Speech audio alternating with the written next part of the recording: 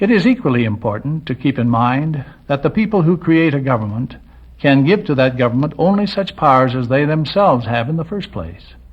Obviously, they cannot give that which they do not possess. So the question, simply stated, is, what powers properly belong to each and every person in the absence of and prior to the establishment of any organized governmental form? The answer to this question is vital to an understanding of the principles which underlie the proper functions of government. There is no doubt that each man is justified in using force if necessary to defend himself against physical harm, against theft of the fruits of his labor, and against his enslavement by another. Indeed, the early pioneers found that a great deal of their time and energy was being spent in defending themselves, their property, and their liberty. But in order for man to prosper, he cannot afford to spend his time constantly guarding his family and his property against attack and theft. So he joins together with his neighbors and hires a sheriff. At this precise moment, government is born. The individual citizens delegate to the sheriff their unquestionable right to protect themselves. The sheriff does for them only what they had a right to do for themselves, nothing more. Now let us go a step further in the question of man's right to delegate power. Suppose Pioneer A has one horse. He also wants another horse, but does not have the money or other means to buy one.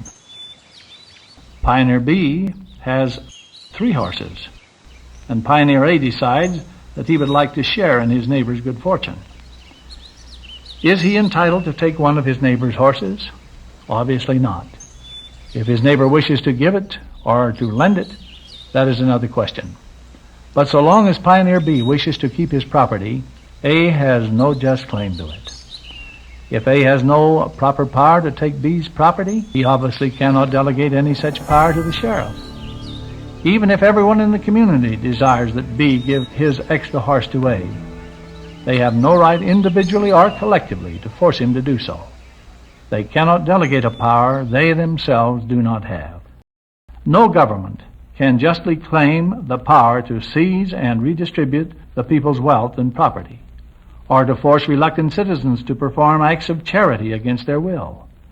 Government is created by man, and no man possesses any such power to delegate to government.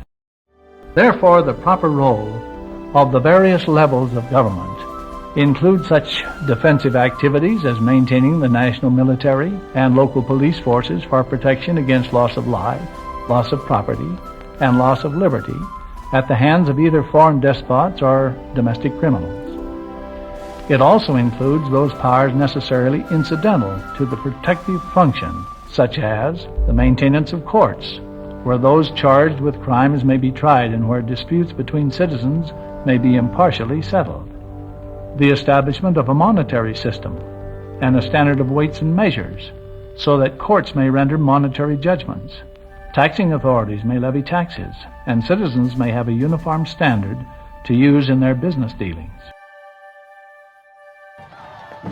Before people lend their support to any government program or project, they should examine it carefully.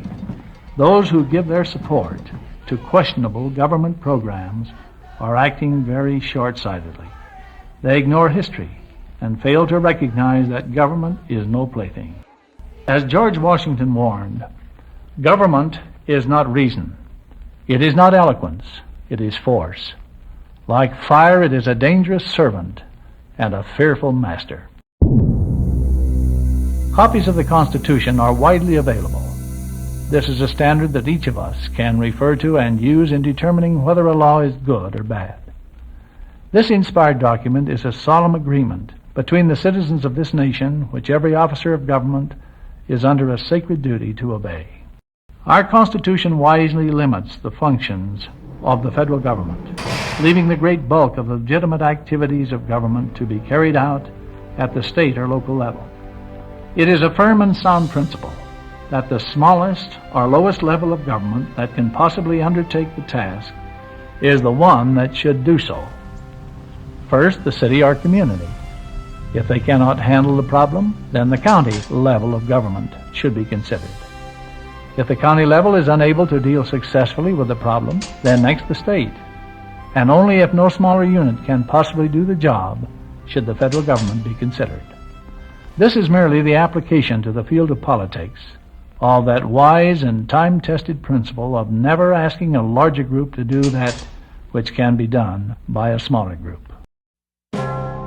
Thomas Jefferson understood this principle very well and cautioned, "Let the national government be entrusted with the defense of the nation and its foreign and federal relations. The state governments with the civil rights, law, police, and administration of what concerns the state generally. The counties were the local concerns of the counties, and each ward direct the interests within itself." This great American patriot went on to answer a question that seems to have confused man throughout history. What has destroyed liberty and the rights of man in every government which has ever existed under the sun?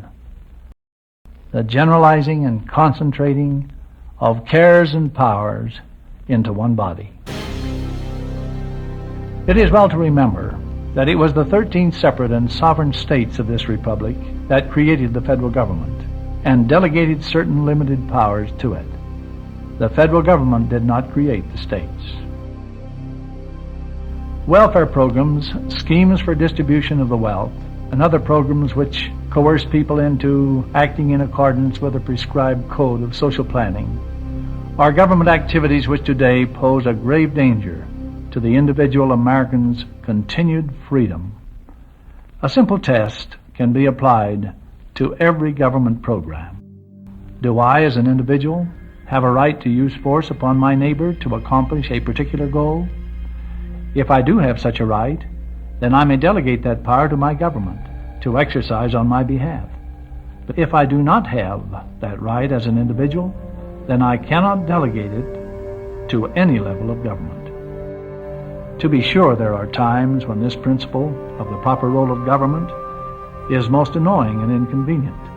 But the creature will exceed its creator and become the master if government is permitted to manufacture its own authority out of thin air and to create self-proclaimed powers not delegated to it by the people.